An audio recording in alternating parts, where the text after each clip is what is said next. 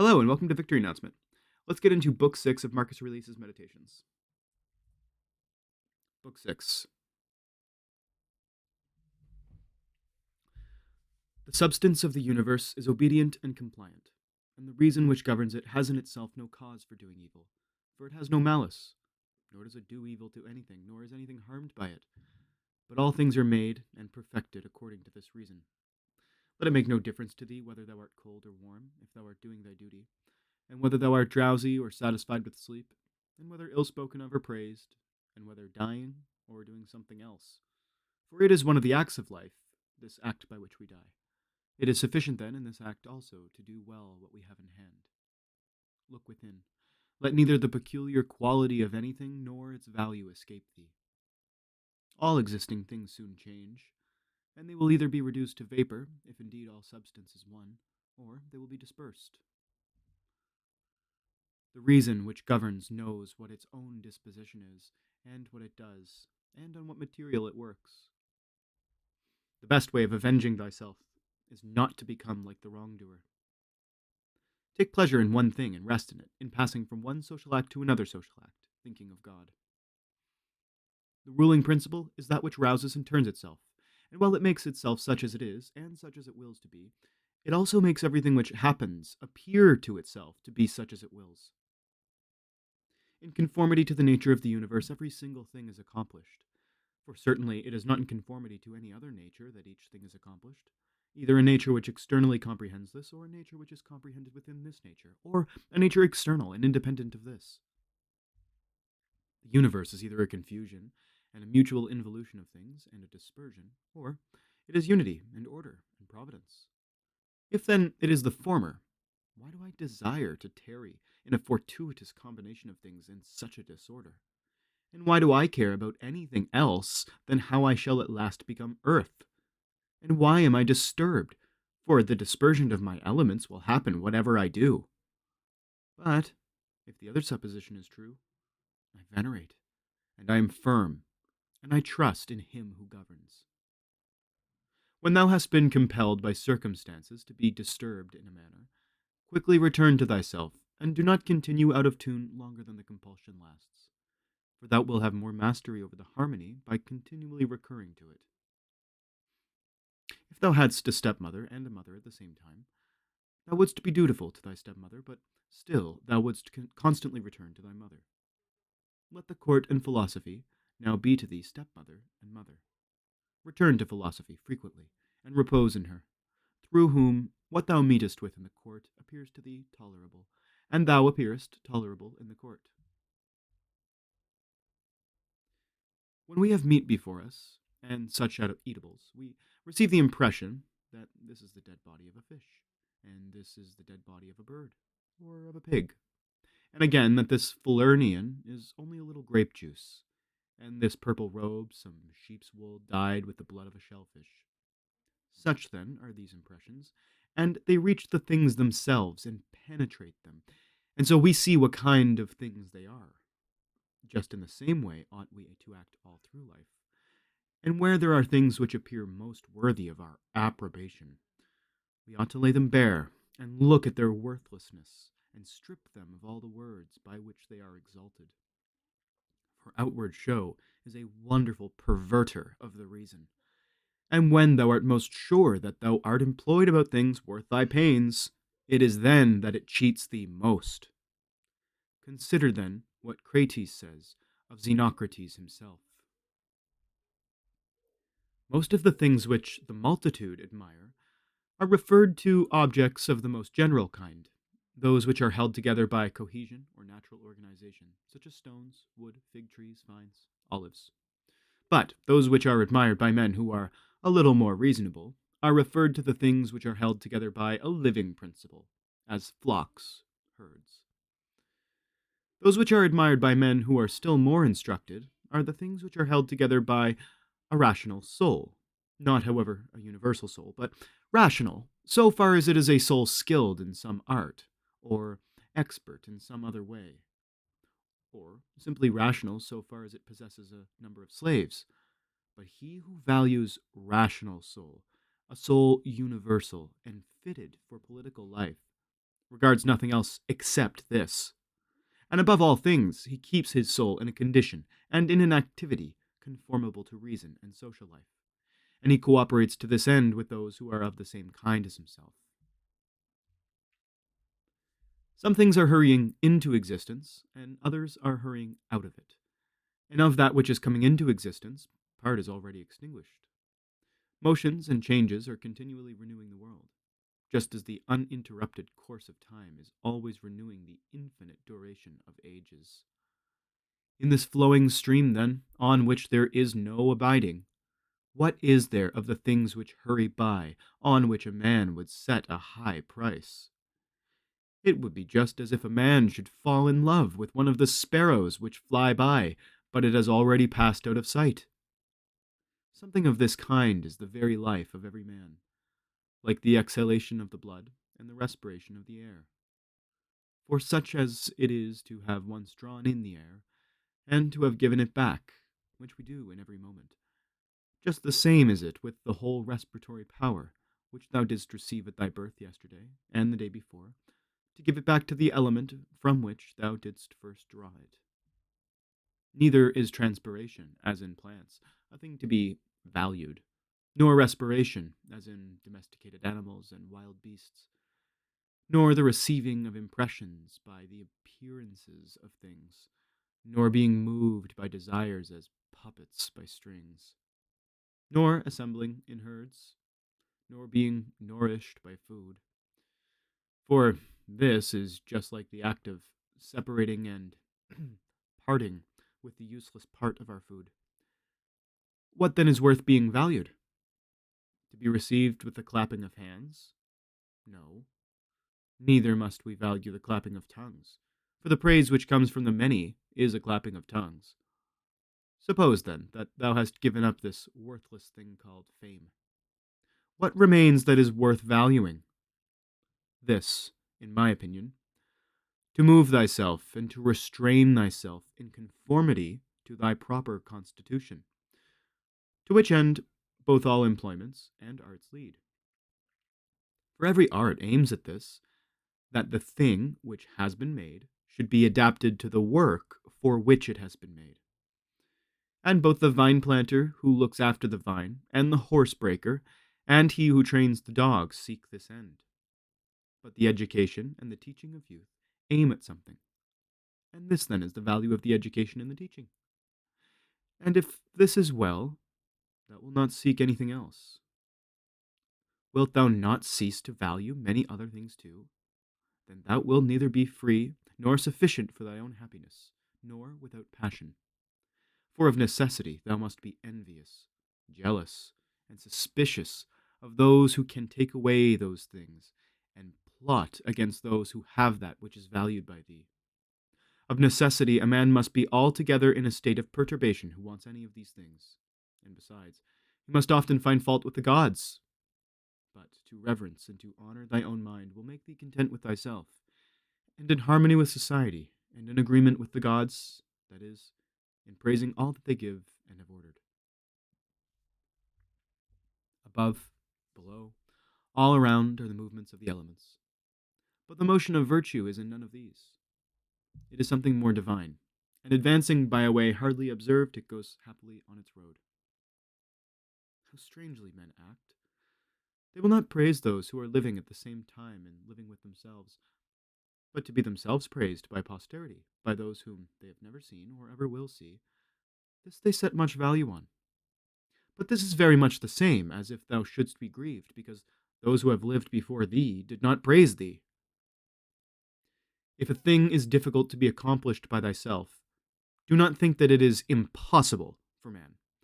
But if anything is possible for man, and conformable to his nature, think that this can be attained by thyself too. In the gymnastic exercises, suppose that a man has torn thee with his nails, and by dashing against thy head has inflicted a wound. Well, we neither show any signs of vexation, nor are we offended, nor do we suspect him afterwards as a treacherous fellow, and yet we are on our guard against him, not however as an enemy, nor yet with suspicion, but we quietly get out of his way. Something like this let thy behavior be in all the other parts of life. Let us overlook many things in those who are like antagonists in the gymnasium. For it is in our power, as I said, to get out of the way, and to have no suspicion nor hatred. If any man is able to convince me, and show me that I do not think or act right, I will gladly change, for I seek the truth by which no man was ever injured. But he is injured who abides in his error and ignorance. I do my duty.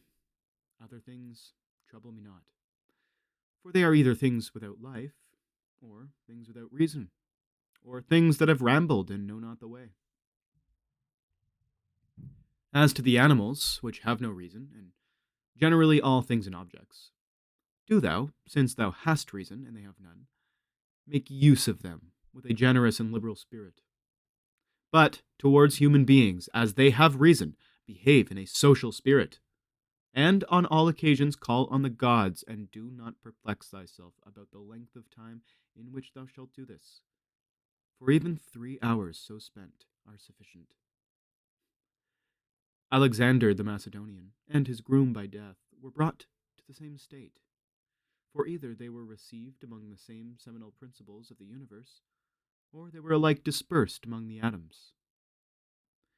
Consider how many things in the same indivisible time take place in each of us, things which concern the body, and things which concern the soul, and so thou wilt not wonder if many more things, or rather all things which come into existence in that which is the one and all, which we call cosmos, exist in it at the same time. If any man should propose to thee the question, how is the name Antoninus written? Wouldst thou, with a straining of the voice, utter each letter? What then if they grow angry? Will thou be angry too? Will that not go on with composure and number every letter? Just so then, in this life, also remember that every duty is made up of certain parts. These it is thy duty to observe, and without being disturbed, or showing anger towards those who are angry with thee, to go on thy way, and finish that which is set before thee.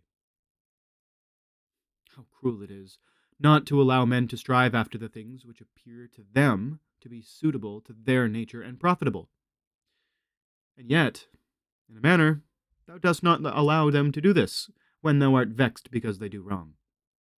For they are certainly moved towards things because they suppose them to be suitable to their nature and profitable to them. But it is not so. Well, teach them then, and show them without being angry. Death is a cessation of the impressions through the senses, and of the pulling of the strings which move the appetites, and of the discursive movements of the thoughts, and of the service to the flesh. It is a shame for the soul to be first to give way in this life, when the body does not give way. Take care that thou art not made into a Caesar, that thou art not dyed with this dye, for such things happen. Keep thyself then simple, good, pure, serious, free from affectation, a friend of justice, a worshipper of the gods, kind, affectionate, strenuous in all proper acts. Strive to continue to be such as philosophy wished to make thee. Reverence the gods and help men. Short is life. There is only one fruit of this terrene life, a pious disposition and social acts. Do everything as a disciple of Antoninus. Remember his constancy in every act which was conformable to reason, and his evenness in all things, and his piety, and the serenity of his countenance, and his sweetness, and his disregard of empty fame, and his efforts to understand things, and how he would never let anything pass without having first most carefully examined it and clearly understood it, and how he bore with those who blamed him unjustly, without blaming them in return. How he did nothing in a hurry, and how he listened not to calumnies, and how exact an examiner of manners and actions he was, and not given to reproach people, nor timid, nor suspicious, nor a sophist, and with how little he was satisfied, such as lodging, bed, dress, food, servants, and how laborious and patient, and how he was able, on account of his sparing diet, to hold out to the evening, not even requiring to relieve himself by any evacuations except at the usual hour, and his firmness and uniformity in his friendships, and how he tolerated freedom of speech in those who opposed his opinions, and the pleasure that he had when any man showed him anything better, and how religious he was without superstition. Imitate all this, that thou mayest have as good a conscience, when thy last hour comes, as he had. Return to thy sober senses, and call thyself back, and when thou hast roused thyself from sleep, and hast perceived that they were only dreams which troubled thee, now in thy waking hours look at these, the things about thee, as thou didst look at those, the dreams. I consist of a little body and a soul. Now, to this little body all things are indifferent, for it is not able to perceive differences.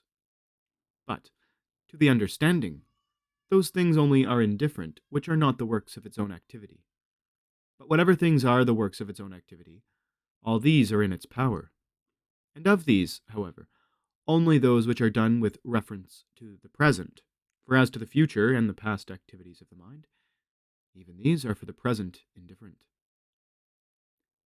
Neither the labor which the hand does, nor that of the foot, is contrary to nature, so long as the foot does the foot's work and the hand the hand's.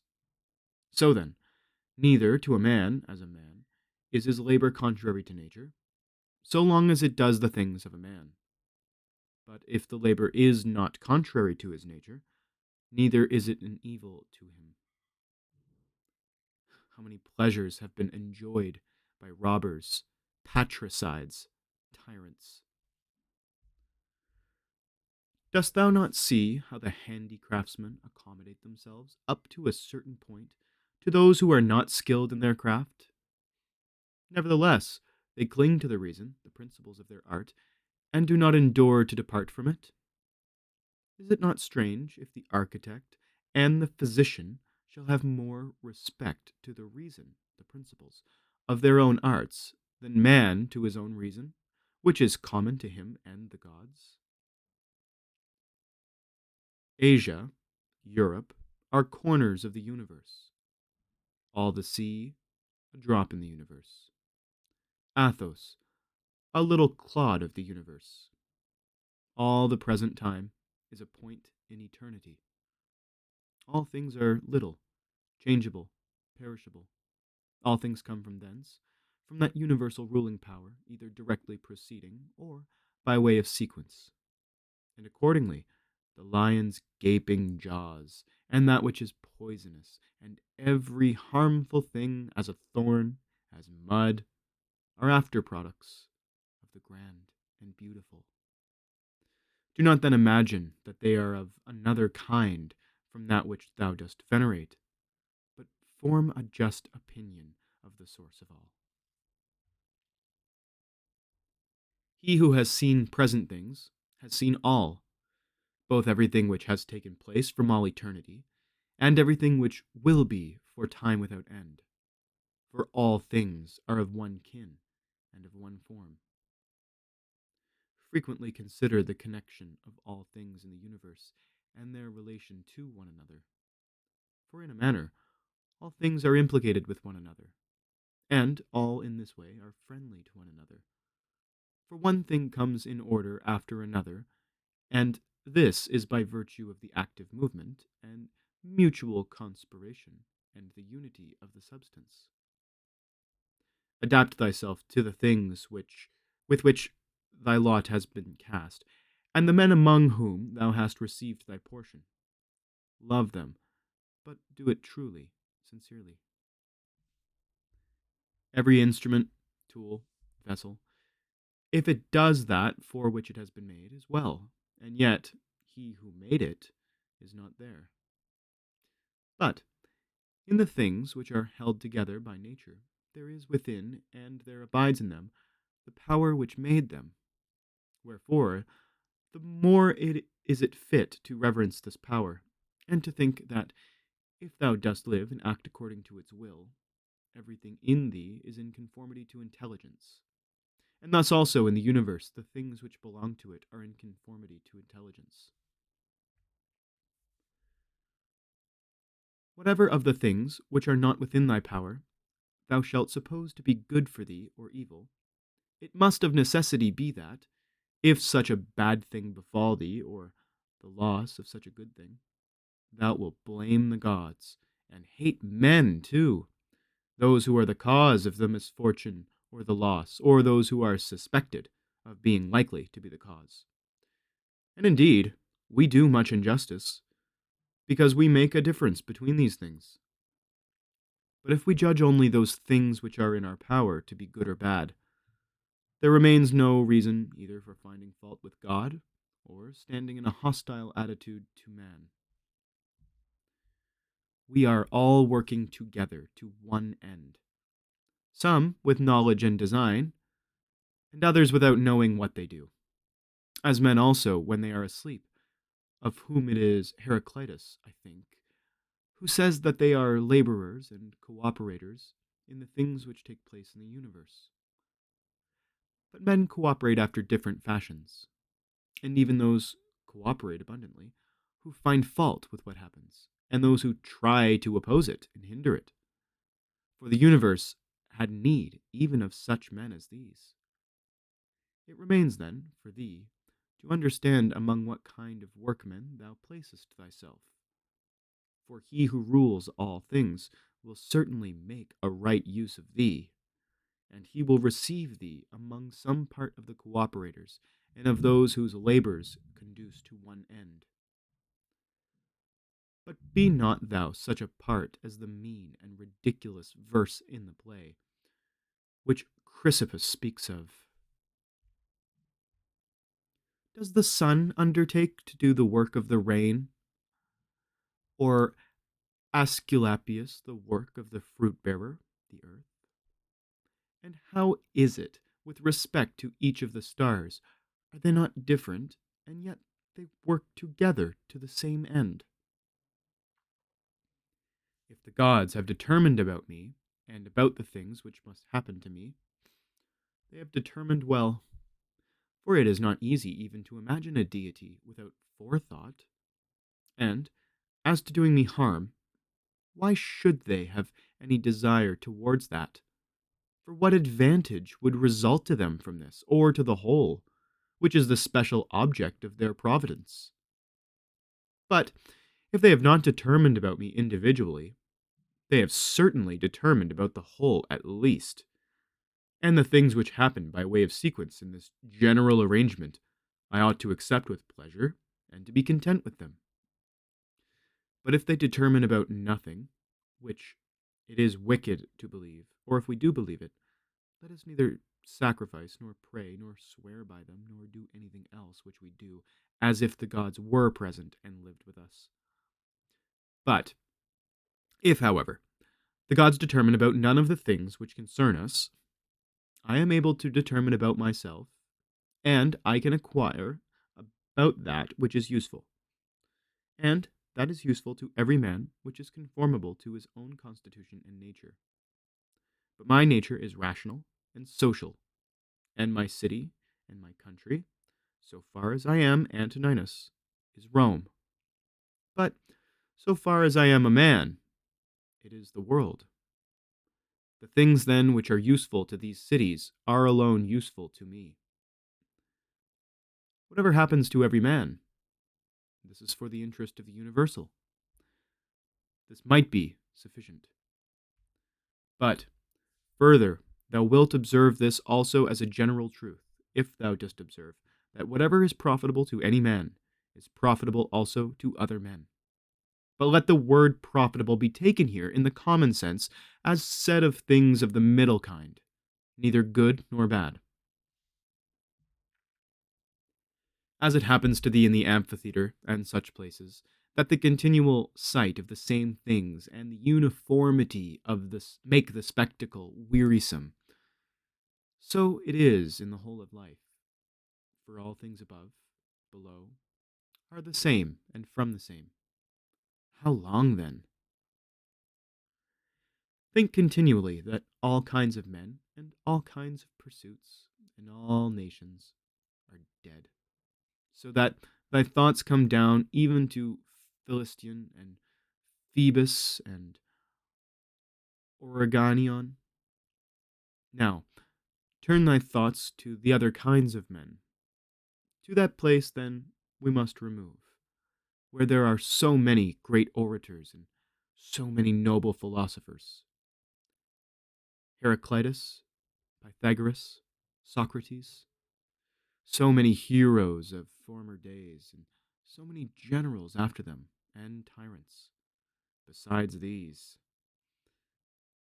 Eudoxus, Hipparchus, Archimedes, and other men of acute natural talents, great minds, lovers of labor, versatile, confident, mockers even of the perishable and ephemeral life of man, as Menippus and such as are like him. As to all these, consider that they have long been in the dust. What harm, then, is this to them? And what to those whose names are altogether unknown? One thing here is worth a great deal: to pass thy life in truth and justice, with a benevolent disposition, even to liars and unjust men. When thou wishest to delight thyself, think of the virtues of those who live with thee. For instance, the activity of one, and the modesty of another, and the liberality of a third, and some other good quality of a fourth. For nothing delights so much as the examples of the virtues, when they are exhibited in the morals of those who live with us and present themselves in abundance as far as it is possible. Wherefore, we must keep them before us. Thou art not dissatisfied, I suppose, because thou weighest only so many litrae and not 300. Be not dissatisfied, then, that thou must live only so many years and not more. For as thou art satisfied with the amount of substance which has been assigned to thee, so be content with the time. Let us try to persuade them, men, but act even against their will, when the principles of justice lead that way. If, however, any man by using force stands in thy way, betake thyself to contentment and tranquillity, and at the same time employ the hindrance towards the exercise of some other virtue, and remember that thy attempt was with a reservation, that thou didst not desire to do impossibilities. What then didst thou desire? Some such effort as this, but thou attainest thy object, if the things to which thou wast moved are accomplished. He who loves fame considers another man's activity to be his own good, and he who loves pleasure his own sensations. But he who has understanding considers his own acts to be his own good. It is in our power to have no opinion about a thing, and not to be disturbed in our soul, for things themselves have no natural power to form our judgments. Accustom thyself to attend carefully to what is said by another, and as much as it is possible, be in the speaker's mind. That which is not good for the swarm, neither is it good for the bee. If sailors abused the helmsman, or the sick the doctor, would they listen to anybody else? Or how could the helmsman secure the safety of those in the ship, or the doctor the health of those whom he attends? How many together with whom I came into the world are already gone out of it? To the jaundiced, honey tastes bitter, and to those bitten by mad dogs, water causes fear. And to little children, the ball is a fine thing. Why then am I angry? Dost thou think that a false opinion has less power than the bile in the jaundiced, or the poison in him who is bitten by a mad dog? No man will hinder thee from living according to the reason of thy own nature. Nothing will happen to thee contrary to the reason of the universal nature. What kind of people are those whom men wish to please, and for what objects, and by what kind of acts? How soon will time cover all things, and how many it has covered already? All right, that was book 6 of Marcus Aurelius' Meditations. I hope you're enjoying this series. If you are, please consider subscribing. Thank you for watching, and I'll see you in the next one.